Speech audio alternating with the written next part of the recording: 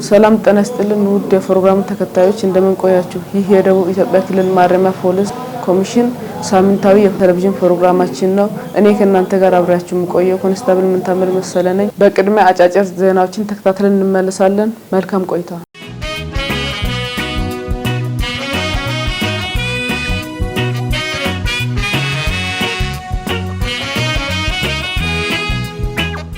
ተቋም የትንሳኤ በዓልን አስመልክቶ ለሕግ ታራሚዎች የማዕድ ማጋራት መርሃ ግብር ተካሂዷል። የደቡብ ኢትዮጵያ ማረሚያ ፖሊስ ኮሚሽን ኮሚሽነር ብርቱካን መንግስቱ፣ የጎፋ ዞን ምክትል ዋና አስተዳዳሪና የስራና ክህሎት መምሪያ ኃላፊ አቶ ምናሴ ኤልያስ፣ የጎፋ ዞን ከፍተኛ አመራሮችን ጨምሮ የተቋሙ ሙሉ ሰራተኞች በተገኙበት በሳውላ ማረሚያ ፖሊስ ተቋም የትንሳኤ በዓልን አስመልክቶ ለሕግ ታራሚዎች የማዕድ ማጋራት መርሃ ግብር አካሂደዋል። የሳውላ ማረሚያ ፖሊስ ተቋም አዛዥ ኢንስፔክተር ታረቀኝ አጥናፉ የእንኳን አደረሳችሁ መልእክት ያስተላለፉ ሲሆን በበዓላት ጊዜ አብሮነትን የሚያጠናክሩ ተግባራት እንደሚከናወኑና ከነዚህ ተግባራትም አንዱና የተቀደሰው ተግባር ማዕድ ማጋራት አንዱ መሆኑን ገልጿል። ወንጀል ማህበራዊ ክስተት ነው። ሰው በህይወት እስካለ ድረስ ከሰው ጋር ይኖራል። ፖሊስም ቢሆን ህግ መንግስት ለመቀነስ እንጂ ማጥፋት አይቻልም። ለዛ ወንጀልን ደግሞ በቀን አጋጣሚ ሳያውቅ እንዲሁም ደግሞ ትርፋማ የሚሆንና ውጤታማ የሚያደርግ መስሎት በደንብ ሳይረዳ ወንጀል ፈጽመው እዚህ የተገኙ በርካታ አካላት አሉ። ነገር ግን ይህ የእስር ጊዜያችሁ ሂደት እንጂ የመጨረሻ ግብ አይደለም። ማንኛውም ሰው በህይወት ባለው ጊዜ ውስጥ በዚች ዓለም ሲንቀሳቀስ መውደቅ አለ፣ መነሳት አለ፣ ጨለማ አለ፣ ብርሃን አለ። ማንኛውም ሰው ደግሞ ዳገት ሳይወጣ ሜዳ አያገኝም። ሜዳ ለማግኘት ዳገት መውጣት አለበት። ስለዚህ እዚህ በታሰራችሁበት ጊዜ ላይ እያሳለፋችሁ ያላችሁትን ጊዜ መኮንን መርገም መጨነቅ ሳይሆን በዚህ እስር ውስጥ ሆኖ ትምህርት መውሰድ ያስፈልጋል። ትላንት ምንድነው ለዛሬ ያበቃኝነን? ጓደኛ ነው? መጠጥ ነው? ሴት ነው? ምንድነው ለዚህ ችግር እኔን ያደረሰኝ የሚለውን ነገር ትምህርት በመውሰድ አልፎም ደግሞ በቆይታችሁ ጊዜ ነገን ያከባቢውን ማህበረሰብ፣ ቤተሰብን፣ ዘመድን ለመካስ የሚያበቃ ስራን በመልመድ ዕውቀትን በመሸመት ውጭ ላለው ማህበረሰብ የተሻለ አምራች ዜጋ ሆኖ ከዚህ ግቢ መውጣት ያስፈልጋል። የደቡብ ኢትዮጵያ ማረሚያ ፖሊስ ኮሚሽን ኮሚሽነር ብርቱካን መንግስቱ በበኩላቸው ታራሚዎች በእስር ጊዜያችሁ በርካታ የቀለምና የሃይማኖትን ዕውቀት በመያዝ ቀጣይ የእስር ጊዜያችሁን ጨርሳችሁ ወደ ማህበረሰቡ ስትቀላቀሉ ህይወታችሁን የሚያቃልል ትምህርት ተምራችሁ እንኳን አደረሳችሁ። እንግዲህ በዚህ ልክ ይሄን በዓል ስናከብር ያው እንደ ሳውላ ማረሚያ ይለያል ማለት ይችላል። በየዓመቱ በዚህ ልክ የፖሊስ አባላት፣ ሲቪል ሰራተኞች ቤታቸውን ልጆቻቸውን ትቶ ቁርሳቸውን ሳይቋደሱ ከልጆቻቸው ጋር ሳያሳልፉ እኛ የዚህ ታራሚዎች ቤተሰብ ነን ብለው በየዓመቱ ከነሱ ጋር በየትኛው በዓል ከናንተ ጋር ከዚህ ከተቋደሱ በኋላ ሄደው በዓል ቤታቸው ላይ ይቋደሳሉና ይሄን ልዩ የሚያደርግ ስለሆነ እባካችሁ እስቲ አመስግኑልኝ። አክሎም ኮሚሽነሯ ለበዓል ተብሎ የሚመደብ በጀት ሳይኖር ግን ተቋሙ የትንሳኤ በዓልን ምክንያት በማድረግ የሕግ ታራሚዎቹን በማስታወስ ይህን የመሰለ አኩሪ ተግባር ላከናወኑት ምስጋናቸውን በማቅረብ ሌሎችም ይህን ፈለግ ሊከተሉ ይገባል ብለዋል። የጎፋ ዞን ምክትል ዋና አስተዳዳሪና የስራና ክህሎት መምሪያ ኃላፊ አቶ ምናሴ ኤልያስ የማዕድ ማጋራት መርሃ ግብርን አስመልክተው ባደረጉት ንግግር የለውጡ መንግስት ካስተማረን አዳዲስ ባህሎች አንዱ መረዳዳት፣ መደጋገፍን፣ አብሮነትን፣ ከጎን መቆምን ብዙ ሰው ተኮር ስራዎች መሆኑን በመግለጽ በዓሉን ስናከብር በመረዳዳትና በመደጋገፍ መሆን እንዳለበት አሳስበዋል።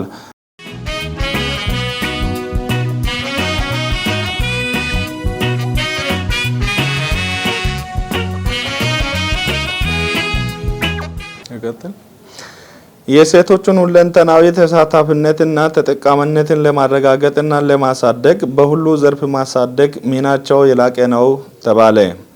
በጂንካ ማረሚያ ፖሊስ ተቋም የሚገኙ ሴት ሕግ ታራሚዎች በግብርናው ዘርፍ በመሳተፍ የውስጥ ገቢያቸውን እንዲያሳድጉ እየተሰራ መሆኑን የተቋሙ አዛዥ ምክትል ኮማንደር አስቻሎ ነረሬ ገልጸዋል። የተቋሙ አዛዥ ምክትል ኮማንደር አስቻሎ ነረሬ በዚህ ወቅት እንደተናገሩት የሴቶችን ሁለንተናዊ ተሳታፊነትና ተጠቃሚነትን ለማረጋገጥና ለማሳደግ በሁሉ ዘርፍ ማሳተፍ ሚናቸው የላቀ ነው ሲሉ ገልጸዋል። ታራሚዎች በማረሚያ ቤት ቆይታቸው የእረፍት ጊዜያቸውን ጨርሰው ወደ ህብረተሰቡ ሲቀላቀሉ በልማት ህይወታቸውን በቀላሉ መምራት እንዲችሉ እየተሰራ መሆኑን የተቋሙ አዛዥ ምክትል ኮማንደር አስቻሎ ነረሬ ገልጸዋል።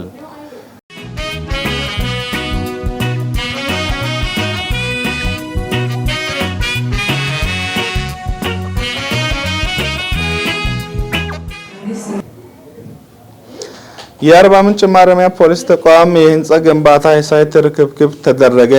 የአርባ ምንጭ ማረሚያ ፖሊስ ተቋም የህንጻ ግንባታ የሳይት ርክብክብ ተደርጓል። ግንባታው በብርሃኑ ሙልጌታ ጠቅላላ ስራ ተቋራጭ የሚሰራ ሲሆን በአጭር ጊዜያት የሚጠናቀቅ መሆኑ ይጠበቃል። ህንጻው ስታንዳርድ በጠበቀ መልክ የሚሰራ ሲሆን ግንባታው በጥራትና በተፈለገው ጊዜ ተጠናቆ ለአገልግሎት እንዲበቃ የሁሉም ባለድርሻ አካላት ተሳትፎ ወሳኝ እንደሆነ ተገልጿል። የደቡብ ኢትዮጵያ ክልል ማረሚያ ፖሊስ ኮሚሽን ኮሚሽነር ብርቱካን መንግስቱ የሳይት ርክብክብ ባደረጉበት ወቅት እንደተናገሩት በተገባው ስምምነት መሰረት የህንጻ ግንባታ ስራው የተፋጠነ እንዲሆን አስፈላጊውን ነገር በሚመቻችበት አግባብ ላይ የጋራ ውይይት ማድረግና ለስኬቱም የሁሉም ርብርብ የሚጠይቅ መሆኑን ገልጸዋል። አክለውም ኮሚሽነሯ ከመሰረተ ልማት ማሟላት ጋር ተያይዞ የሚስተዋሉ ክፍተቶችን በተገቢው በሚቀረፉበት አግባብ ላይ ትኩረት ተሰጥቶ የተሰራ ሲሆን ቀሪ ስራዎቹን በአጠረ ጊዜ ተግባራዊ ይሆናል ብለዋል። የተረከፉት ጠቅላላ ስራ ተቋራጭ በበኩላቸው የተሰጠውን ጊዜ ገደብ በመጠቀም በተሻለ ጥራትና ፍጥነት የህንጻ ግንባታውን እንደሚያካሂዱ ገልጸዋል። በግንባታና ጥገና ርክብክብ ሂደት የደቡብ ኢትዮጵያ ማረሚያ ፖሊስ ኮሚሽን ኮሚሽነር ብርቱካን መንግስቱ፣ የኮሚሽን ልማት እቅድና በጀት ዝግጅት ዳይሬክቶሬት ዳይሬክተር አቶ ተመስገን ያዕቆብ፣ የአርባ ምንጭ ማረሚያ ፖሊስ ተቋም አዛዥ ኮማንደር አለሙ ከንቶና ማናጅመንቱ፣ ጠቅላላ የስራ ተቋራጭ ስራ አስኪያጅና ከኮንስትራክሽን ባለስልጣን ባለሙያ ተገኝቶ ርክብክብ አድርገዋል። የሶዶ ማረሚያ ፖሊስ ተቋም አዛዥ ምክትል ኮማንደር ጥላሁን ሞጎስ አጠቃላይ ሰራተኞቹ ጋር የትውውቅና የቀጣይ ትኩረት አቅጣጫዎች ላይ መድረክ አካሂደዋል። የተቋሙ አዛዥ በትውውቅ መድረኩ እንደገለጹት በተቋሙ የሚሰሩ ስራዎችን ተወዳዳሪ የሚያደርጉ መንግስት ባስቀመጣቸው አቅጣጫዎች የ100 ቀን ግቦቹን በጋራ በማቀድና በማሳካት ግንባር ቀደም በመሆን ተቋሙን በጋራ ወደ ተሻለ ደረጃ እናደርሳለን ሲሉ ተናግረዋል። የህግ ታራሚዎች ሰብአዊ መብት አያያዝ፣ የምግብና የሕክምና አገልግሎት አሰጣጥ፣ የፍትህ አገልግሎት አሰጣጥ፣ የአመክሮና ይቅርታ አሰጣጥ ግልጸኝነት ላይ ከማረም ማነስ ስራዎች ጎን ለጎን እየተሰሩ ያሉ የልማት ስራዎች ላይ ሰፊ ማብራሪያ የተቋሙ አዛዥ ሰጥተዋል። በተጨማሪም የፖሊስ ደንብ ልብስ አለባበስ፣ ከስራ ሰዓት አከባበር፣ ከግቢ ንጽህና አጠባበቅ፣ ተገልጋዮቹን በትህትና ማስተናገድና በወቅቱ ምላሽ በመስጠት ተገልጋይን ማርካት ከኛ ይጠበቃል ሲሉ አዛዡ ተናግረዋል። የህግ ታራሚዎች በማረምና ማነጽ አምራችና ህግ አክባሪ ዜጋ ሆነው እንዲወጡ ለማድረግ በአመለካከት ላይ ትኩረት ተደርጎ መሰራት ይገባልም ብሏል። በፍተሻ በጥበቃና እጀባ ዙሪያ ጥብቅ መልእክት ያስተላለፉ ሲሆን ወደ ተቋም እንዳይገባ የተከለከሉ ነገሮችን ለይቶ በማወቅና ወደ ተቋም እንዳይገባ በመከላከል ለመንግስት የገባነውን ቃለ መሃላ መሰረት ሳንዘነጋ ልንሰራ ይገባልም ሲሉ ተናግረዋል።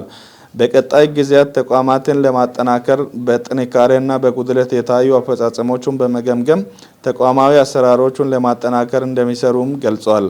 በመድረኩ የተቋሙ ማናጅመንት አባላት፣ የፖሊስና ሲቪል ሰራተኞች ተገኝተዋል።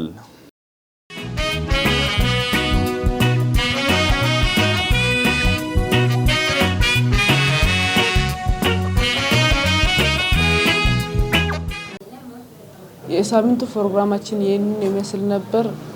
እስከ ፍጻሜ ድረስ ስለተከታተላችሁ እናመሰግናለን። ሳምንት ከሌላ ፕሮግራም ጋር እስክንገናኝ ድረስ ቸር ሰንብቱ።